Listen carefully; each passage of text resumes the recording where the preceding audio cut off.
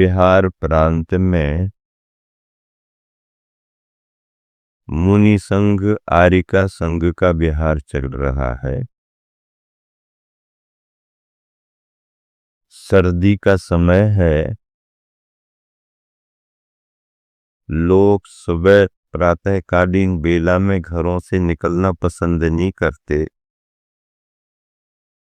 किंतु मुनिवरों को तो आगे बढ़ना है। अब चाहे सर्दी हो और चाहे गर्मी हो, उसका क्या विचार करना। आज प्रातः बेला में जैसे ही बिहार हुआ, 14 किलोमीटर चलना था। धुंध छाई हुई थी, सब तरफ कोहरा कोहरा, सूरज के निकलने की कोई गुंजाइश नहीं। फिर भी समय से तो विहार करना है। और गुरुवर का नाम लेकर संघ आगे बढ़ गया।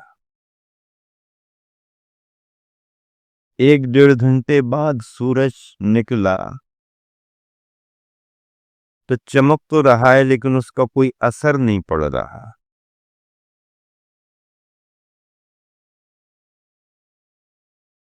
निर्धारित समय पर विद्यालय में संघ का प्रवेश हुआ। विद्यालय के अध्यापकों ने, प्रधान अध्यापक ने मुनि संघ के महत्व को समझ करके पहले से ही योग्य स्थान प्रदान किया। आहारचर्या संपन्न हुई। जैन बंधुओं को तो आहारचर्या सहज है, क्योंकि सभी जानकारियां हैं। पर जब जैनेतर बंधु मुनि राजों की, आर्यिकाओं की, एलक जी छुल्लक जियों की आहारचर्या देखते हैं, गृहस्थों के द्वारा विनय पूर्वक पड़गाहन की विधि देखते हैं, तो उन्हें बड़ा आश्चर्य होता है कि अपने गुरुओं के प्रति श्रावकों में कितना विनय भाव है। शास्त्रों में तो लिखा ही है कि जो अतिथि होते हैं और बिना किसी निवेदन के, बिना किसी के पड़गाहन के किसी के घर आहार नहीं करते, यानी भोजन नहीं करते। और निवेदन करने पर भी वो 9 प्रकार से उन गृहस्थों की भावनाओं की परीक्षा करते हैं, जिसे शास्त्रों में नवदा भक्ति कहा जाता है। नवदा भक्ति का अपना महत्व है। श्रावक में विशेषताएं होती हैं। गुण निर्धारित किए गए, उन गुणों को 7 गुण कहा गया। नवदा भक्ति और 7 गुण, ये श्रावक की विशेषता होती हैं। तो जब पड़गाहन आदि करते हैं तो जो भाव जैनेतर बंधु देखते हैं वह बड़ी प्रभावना के कारण बनते हैं। इस विद्यालय में भी विद्यार्थियों ने भी, गांव के नागरिकों ने भी और सामान्य श्रद्धालुओं ने भी प्रातः से लेकर के आहार बेला तक मुनि संघ को देखा।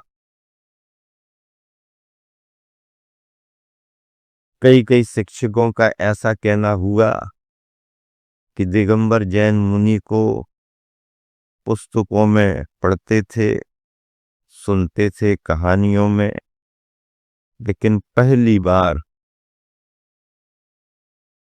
बार मुनिराज के दर्शन किए। इतनी निकटता से उनसे बातचीत करने का अवसर मिला। मैं आहारचर्या संपन्न करके आया धूप में ही बैठने का मन था, सर्दी का प्रभाव था। अपने संग के एलक निश्चय सागर जी महाराज जी शिक्षकों के लिए मार्गदर्शन दे रहे थे। मुनि महाराज की क्या चर्या होती है जानकारी दे रहे थे।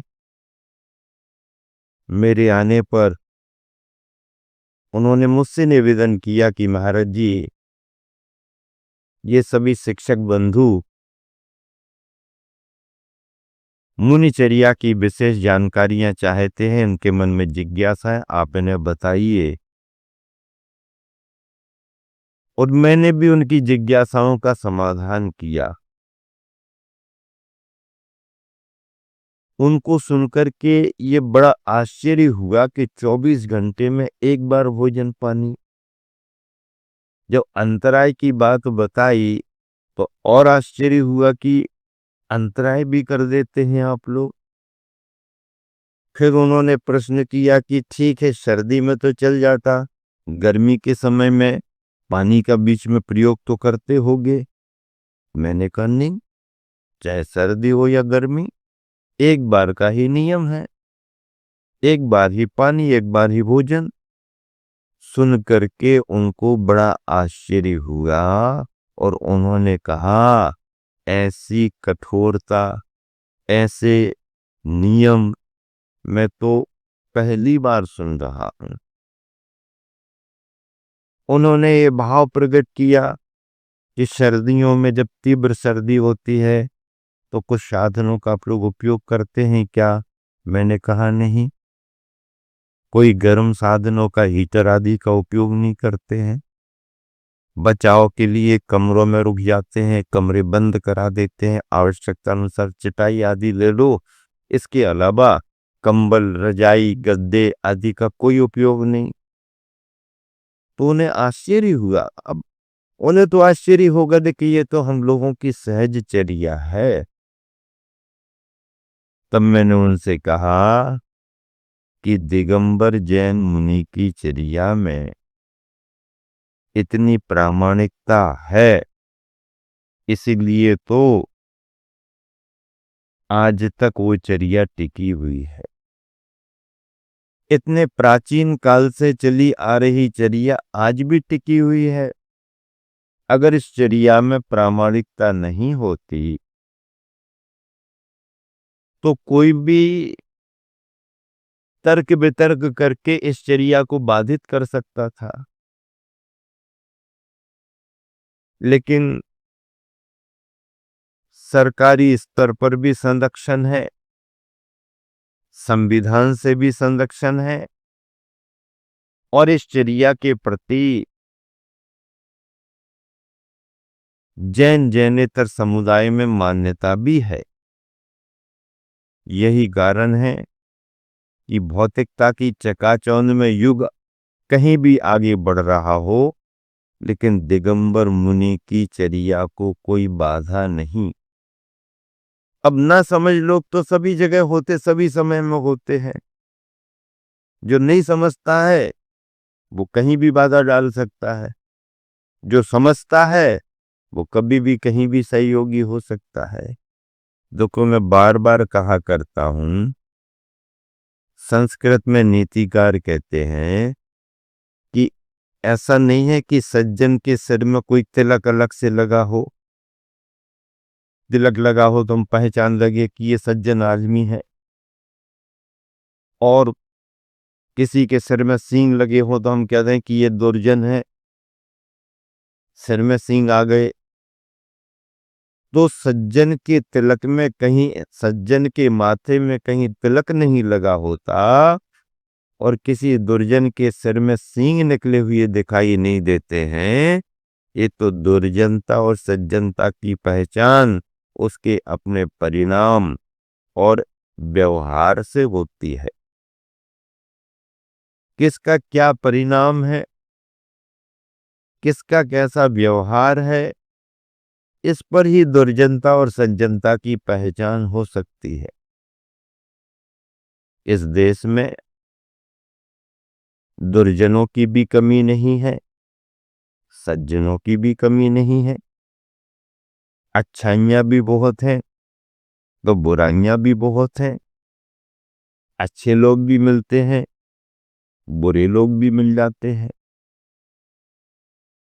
शराब पी करके नशे में आकर के तो कोई भी बुरा हो जाता है,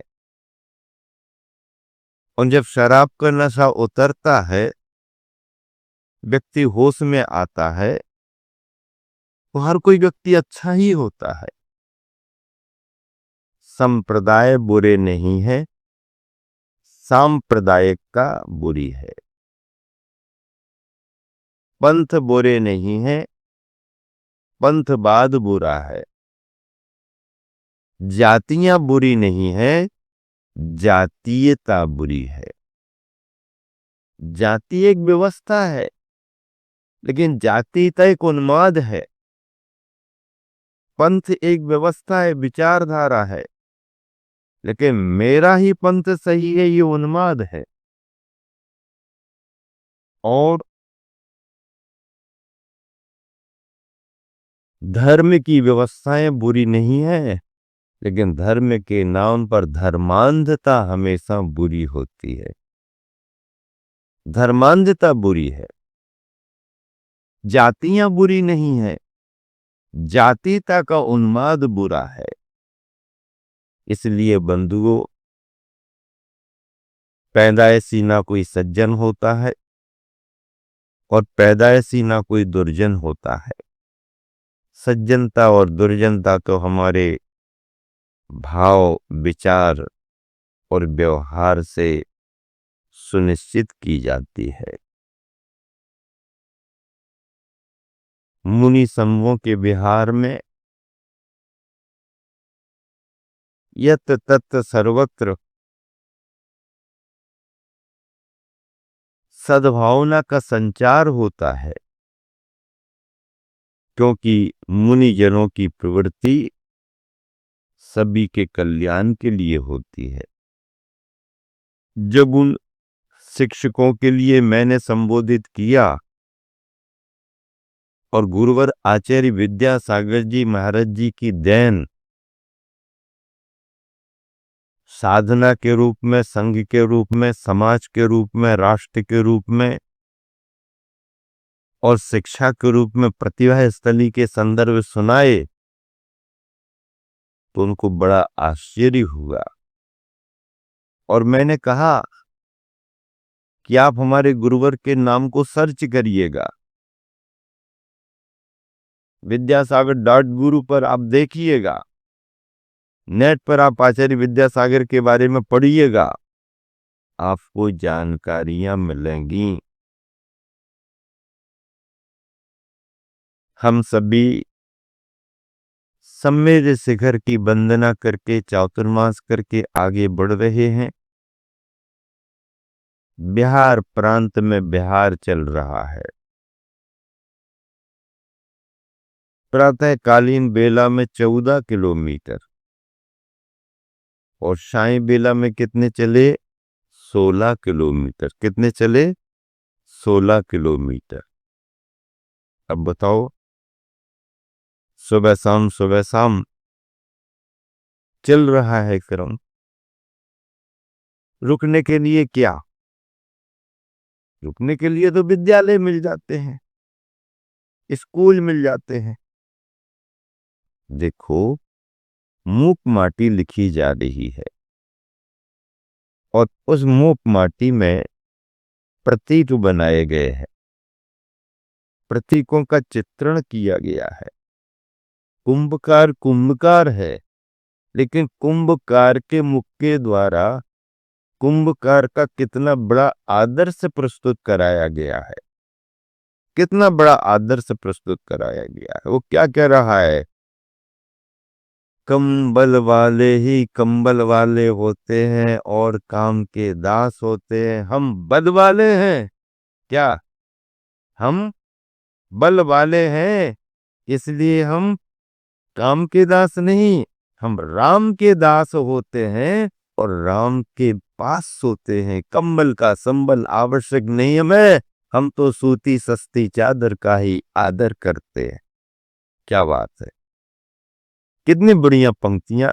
गुरुवर आचार्य ने मूक माटी में लिखी। कुम्हार गृहस्थ है और वह भी सर्दी के मौसम में अपने भावों को कैसा प्रकट कर रहा है। फिर जो मुनिजन त्यागी जन होते हैं उनकी बात तो कहना ही क्या।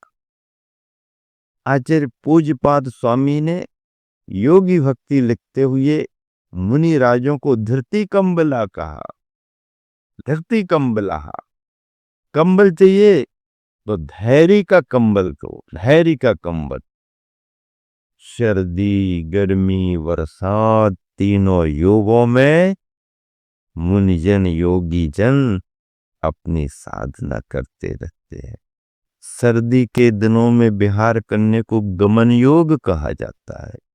गमन योग तीर्थों की वंदना को निकले हुए है, तीर्थों की यात्रा करने को निकले हुए है। मुनिजन पांव पांव पैदल पैदल चल रहे, सड़क उखड़ी हुई है, क्या कर सकते हैं।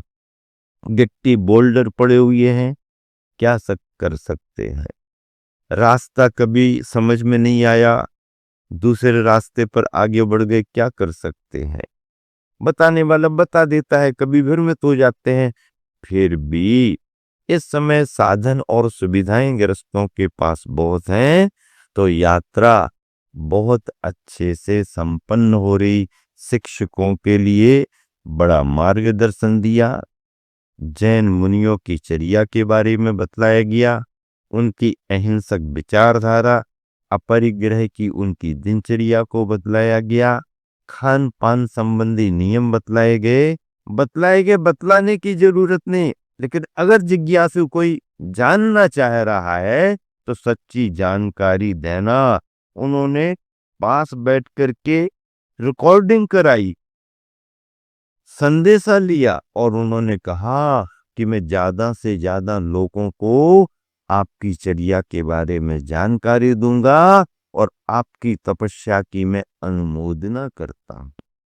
मुझे ये लगा, मेरे लिए नहीं, ये महावीर भगवान ने जो तपस्या का मार्ग स्वीकार किया उसकी प्रशंसा है। महावीर भगवान के जिन शासन की प्रशंसा है, जैन शासन की प्रशंसा है। यही प्रभावना का, सम्यक दर्शन का प्रभावना अंग माना गया है।